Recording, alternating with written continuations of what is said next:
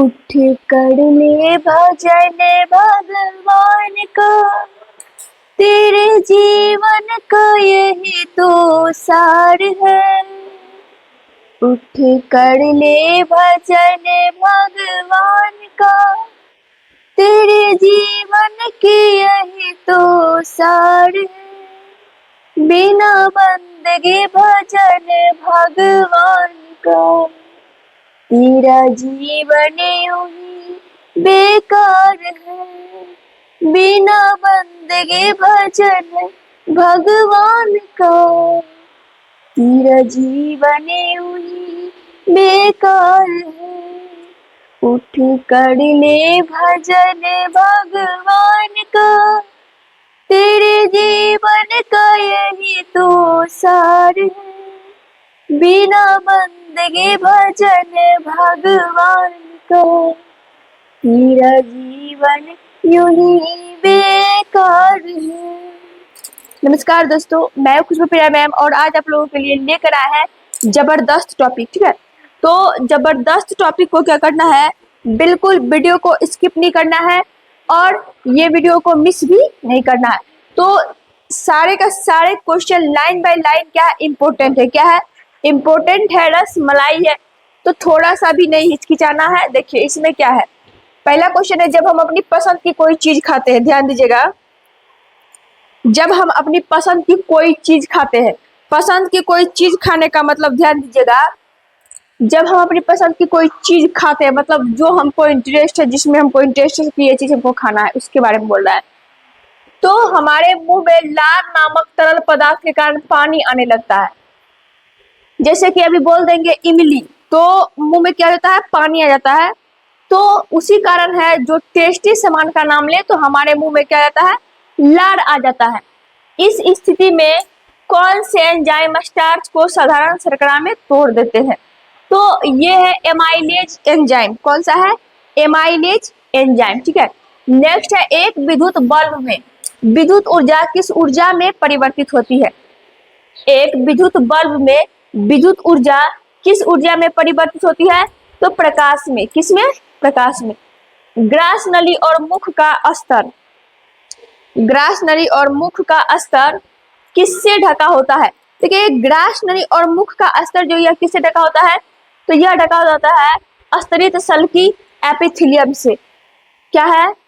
स्तरित सल्की एपिथेलियम से। नेक्स्ट है एल्कीन और एल्काइन। एल्कीन और एल्काइन क्या है? तो ये एल्कीन और एल्काइन जो है असंतृप्त हाइड्रोकार्बन। ध्यान दीजिएगा, एल्केन,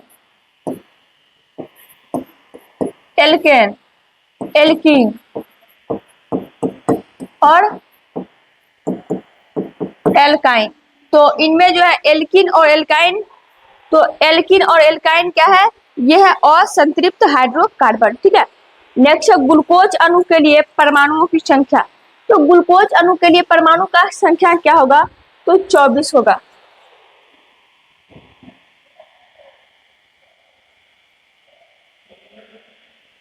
नेक्स्ट क्वेश्चन है, यदि शीतोष्ण जल में पाए जाने वाले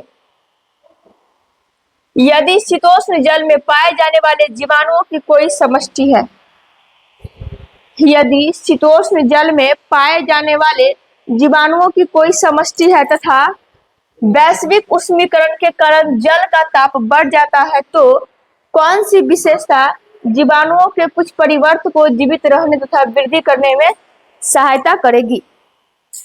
यदि शीतोष्ण जल में पाए जाने वाले जीवाणुओं की कोई समष्टि है तथा वैश्विक उष्मीकरण के कारण जल का ताप बढ़ जाता है, तो कौन सी विशेषता जीवाणुओं के कुछ परिवर्त को जीवित रहने तथा वृद्धि करने में सहायता करेगी? यह उष्ण प्रतिरोधी क्षमता। क्या है? उष्ण प्रतिरोधी क्षमता। लवक और सूत्रकनिका में क्या समानताएं हैं?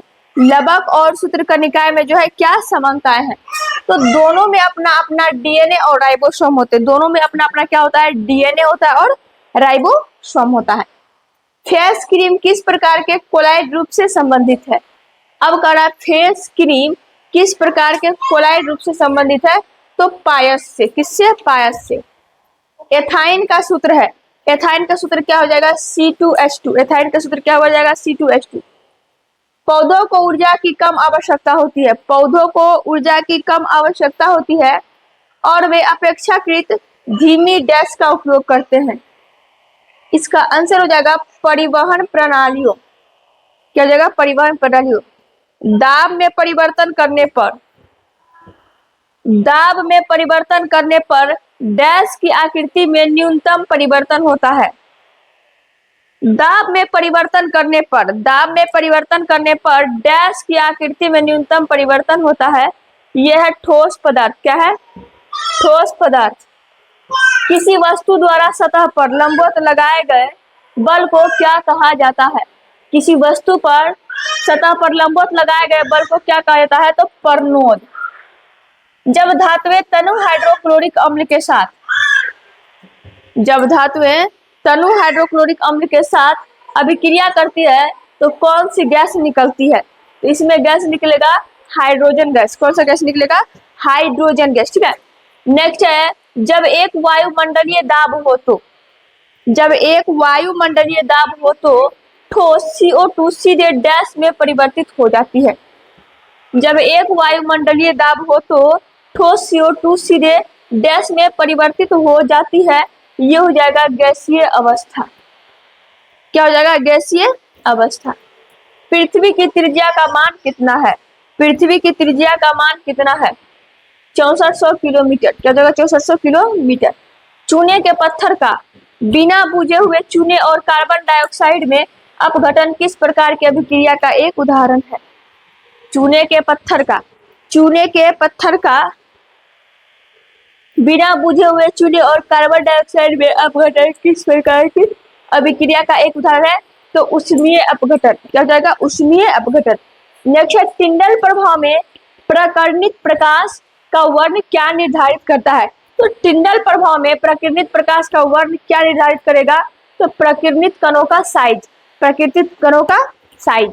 नेक्स्ट है, सूर्य की किरणें एक अवतल दर्पण के सामने, सूर्य की किरणें एक अवतल दर्पण के सामने 30 सेंटीमीटर के बिंदु पर अभिसरित होती है, अभिसारित होती है। वस्तु को कहाँ रखा जाना चाहिए ताकि प्रतिबिंब का साइज बीम के साइज के बराबर हो?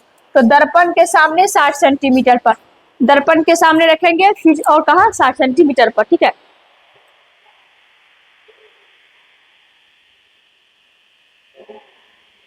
नेक्स्ट है, एक ऐसी स्थिति,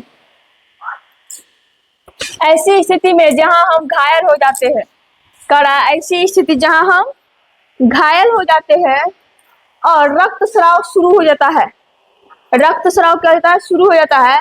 रक्त स्राव से दबाव में कमी हो सकती है, रक्त स्राव से दबाव में कमी हो सकती है जो पंपिंग प्रणाली की दक्षता को कम कर सकता है, जो पंपिंग प्रणाली की दक्षता को कम कर सकता है। इससे बचने के लिए चोट वाले स्थान पर, इससे बचने के लिए चोट वाले स्थान पर रक्त का थक्का जमने में मुख्य रूप से कौन सी कोशिका मदद करती है? तो रक्त विमानों यानी कि प्लेटलेट्स। ठीक है। यदि अंकुरित बीज में छुपे हुए भावी प्रवरोह को, यदि अंकुरित बीज में छुपे हुए प्रभावी प्रवरोह को प्रांकुर कहा जाता है तो अंकुरित बीज की भाली मूल क्या होगी? तो इसे कहेंगे मूलांकुर। क्या कहेंगे? मूलांकुर। कौन हार्मोन स्त्री के लैंगिक अंगों में वृद्धि करता है? करा कौन हार्मोन स्त्री के लैंगिक अंगों की वृद्धि में मदद करता है और मासिक धर्म चक्र को नियंत्रित करता है? मासिक धर्म चक्र को नियंत्रित करता है। ये हो जाएगा एस्ट्रोजन। क्या हो जाएगा? एस्ट्रोजन। किस नियम के अनुसार किसी चालक में, किस नियम के अनुसार किसी चालक में प्रभावित विद्युत धारा उसके सिरों पर लगाई गई वक्रता के अनुक्रमानुपाती होती है? किस नियम के अनुसार किसी चालक में प्रभावित विद्युत धारा उसके सिरों पर लगाई गई वक्रता के अनुक्रमानुपाती होता है, परंतु एक शर्त यह है कि ताप का मान और अन्य भौतिक स्थितियां स्थिर रहना चाहिए। ये हो जाएगा ओम का नियम। क्या हो जाएगा? ओम का नियम। एक विद्युत बल्ब 200 वोल्ट के, एक विद्युत बल्ब 200 वोल्ट के जनित्र से जुड़ा है, 200 वोल्ट के जनित्र से जुड़ा है। बल्ब द्वारा ली जाने वाली विद्युत धारा 0.1 A है। बल्ब की शक्ति कितना होगा? तो विद्युत बल्ब का जो है किससे जुड़ा है? 200 वोल्ट से जनरेटर जुड़ा हुआ है। और बल्ब द्वारा ली जाने वाली धारा जो है एम्पियर, आई ये क्या है 0.1 एम्पियर है। तो बल्ब की शक्ति यानी कि वाट पावर, तो ये कितना होगा? तो ये हो जाएगा 20 हो जाएगा। क्या हो जाएगा? 20 वाट। ठीक है, सॉल्व करके निकाल लेना है। विभज्योतक ऊतक की कोशिकाओं में राजधानी, विभज्योतक ऊतक की कोशिकाओं में राजधानी डैश होता है, तो अनुपस्थित होता है। क्या होता है? अनुपस्थित। कौन सी धातु अत्यधिक तनु हाइड्रोक्लोरिक अम्ल,